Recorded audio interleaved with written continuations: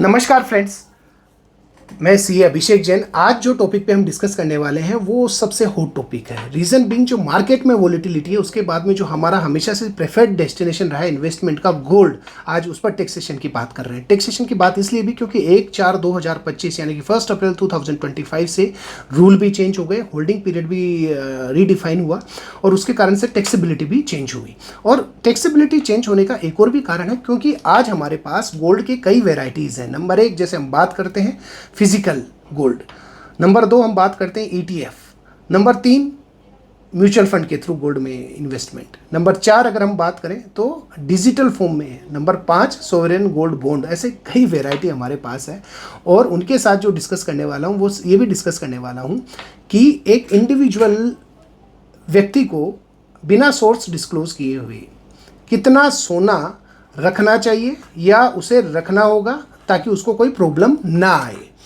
अगर ऐसा नहीं करता तो आप मान के चलिए 200% तक टैक्स जो आ रहा है, उसकी पेनल्टी, इंटरेस्ट, तो पूरा पैसा बराबर हो जाएगा जो आपने दिखा रखा है सोना पूरा का पूरा बाहर गवर्नमेंट के पास। गवर्नमेंट हमारी हमेशा भागीदार रही है, पर अगर हम सोर्स एक्सप्लेन कर दें तो उस हमारे पार्टनर को अलग किया जा सकता है लीगली।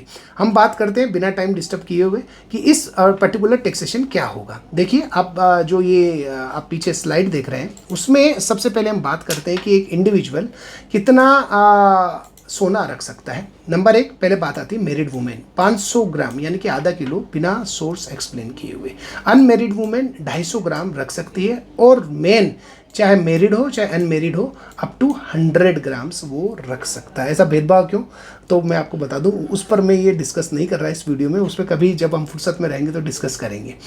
परंतु ये जरूर है अगर आप सोर्स एक्सप्लेन नहीं करते तो इतना ही है। इससे ज़्यादा अगर मिल गया तो पेनल्टी 200% तक आपके ऊपर है इंटरेस्ट के साथ में। अगर आपका सोर्स है, आपने बताया कि 1 करोड़ का सोना और 1 करोड़ मैंने कहाँ से पैसे आए, मैंने कमाए, तो कोई तकलीफ वाली बात नहीं है। नेक्स्ट हम बात करते हैं, अब देखिए कैपिटल गेन फिजिकल गोल्ड की हम बात करते हैं, उस पर टैक्सेशन क्या है। अब सबसे पहले टैक्सेशन के लिए भी हमें ये समझना जरूरी है शॉर्ट टर्म और लॉन्ग टर्म। देखो, शॉर्ट टर्म और लॉन्ग टर्म के लिए पहले 36 मंथ हुआ करते थे, जो एक टेन्योर हुआ करता था, वो टेन्योर अब रिस्ट्रिक्टेड हो गया है 24 मंथ्स के लिए। तो फिजिकल गोल्ड 24 महीने तक अगर आपके पास और उसी पीरियड में आपने बेचा तो 2 साल तक ये शॉर्ट टर्म माना जाएगा। और शॉर्ट टर्म है तो आप मान के चलिए जो टैक्सेबिलिटी है वो आपकी स्लेब रेट के अकॉर्डिंग होगी, यानी स्लेब रेट अगर आप 30% के ब्रैकेट में आते हैं तो 30% टैक्स लगेगा, अगर आप 20% में तो 20% टैक्स लगेगा।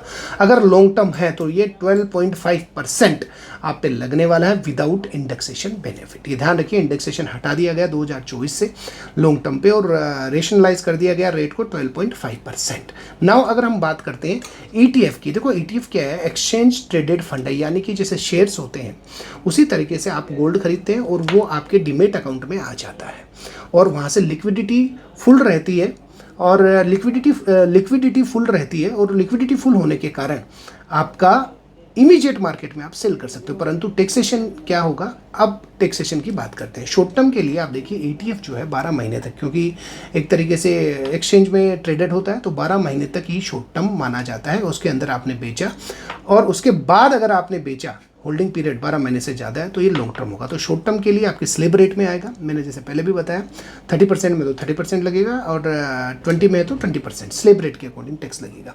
और अगर लॉन्ग टर्म है तो 12.5% विदाउट इंडेक्सेशन। एक और बात करूंगा दोनों की, ईटीएफ की और म्यूचुअल फंड की। अब म्यूचुअल फंड के अंदर क्या है, अब देखिए म्यूचुअल फंड क्या होते हैं कि जो ईटीएफ की जो कंपनीज होती है, एएमसी होती है, उनके म्यूचुअल जो ईटीएफ करते हैं उनके पर्टिकुलर शेयर्स अपने यूनिट्स में कन्वर्ट करते हैं तो एक mutual fund sort of fund of fund बना दिया जाता है। उसमें आप इन्वेस्ट कर सकते हैं म्यूचुअल फंड की तरह, उसको डीमेट में रखने की जरूरत नहीं है। लिक्विडिटी भी म्यूचुअल फंड में रहती है, उसमें कोई तकलीफ वाली बात नहीं है, तो डीमेट में दिखाई नहीं देते। परंतु ये म्यूचुअल फंड की तरह आपकी यूनिट्स जो होती है वो आप परचेज कर सकते हो, कम मात्रा में परचेज कर सकते हो, जबकि ईटीएफ में तो एक पर्टिकुलर प्री डिफाइंड है तो वो प्री डिफाइंड आपको लेना पड़ेगा। अब बात आती है कि ये शॉर्ट टर्म लॉन्ग टर्म, बिल्कुल ठीक बात है। जहाँ ईटीएफ की बात कर रहे थे वो 12 महीने या शॉर्ट टर्म रखा गया, यहाँ 2 साल है। मैं बताऊंगा एक पीरियड है बीच में जिसमें हमें होल्डिंग पीरियड नहीं देखना, वो अभी मैं थोड़ी देर में बात करूंगा। अभी आप मेरे को सुनिएगा, समझिएगा कि जो ये 12 महीने की जो हम बात कर रहे हैं वो ईटीएफ की थी, अब यहाँ पे 24 महीने हो गए, 2 साल। अगर 2 साल के अंदर आपने बेचा तो ये आपका शॉर्ट टर्म होगा और स्लेब रेट के अकॉर्डिंग आपकी टैक्सेबिलिटी आने वाली है।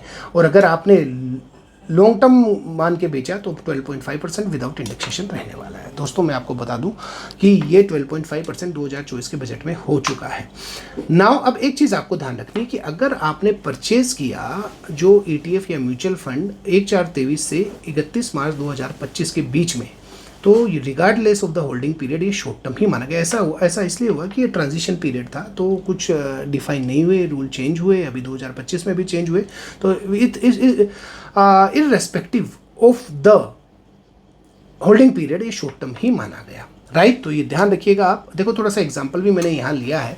देखो अगर आप परचेज, मैंने बोला परचेज इन दोनों के बीच में हुई हो, तो जैसे कि हम बात करते हैं ETF की, 1/4/23 से पहले परचेज किया और उसी से पहले सेल कर दिया, तो ये 36 मंथ, फिर वो 24 महीने वाला कॉन्सेप्ट नहीं है, तो वो पुराना रूल लगेगा, आप समझिएगा। उसी के पहले बेच दिया तो ऐसा रूल नहीं है। ये पहले खरीदा है, ध्यान रखिएगा, और ये पहले ही बेच दिया, और बिफोर 1/4/23 है और बिफोर 1/4/25 से पहले बेच भी दिया, वही 36 मंथ है। अगर ज़्यादा हुआ 36 मंथ है तो लॉन्ग टर्म कैपिटल गेन है, अगर कम हुआ शॉर्ट टर्म कैपिटल गेन है, ठीक है बात।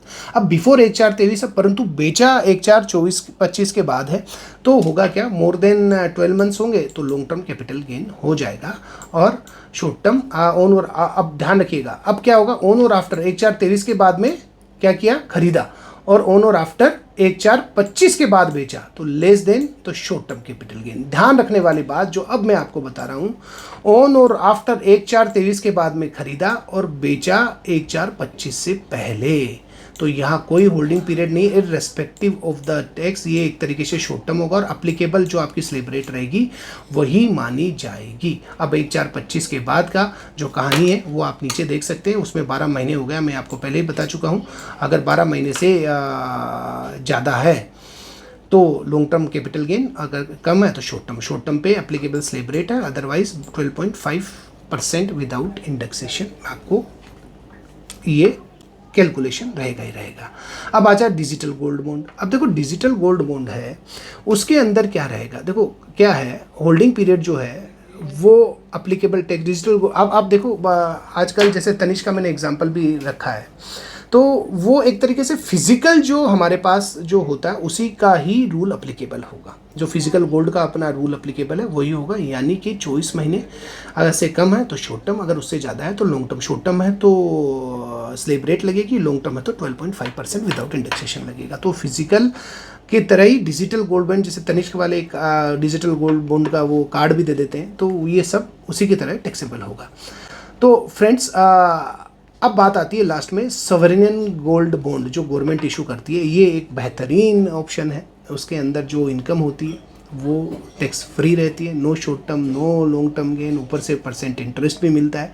तो एक तरीके से सबसे बेस्ट ऑप्शन देखा गया है, और इसका अभी एक तरीके से जब ये कई सीरीज़ में लेके आए तो लास्ट सीरीज़ के अंदर जो लास्ट वाली थी उसके अंदर एकदम मारामारी भी थी कि मिल नहीं रहे थे। तो फ्रेंड्स होप सो कि आपको ये वीडियो अच्छा लगा होगा। Thanks a lot from my side. कोई भी क्वेरी आप कमेंट बॉक्स में लिख सकते हैं क्योंकि चेंजेस हुए हैं रूल। तो थैंक्स फॉर वॉचिंग, और अगर अच्छा लगे वीडियो तो please don't forget to like, subscribe and share this YouTube video. Thank you once again.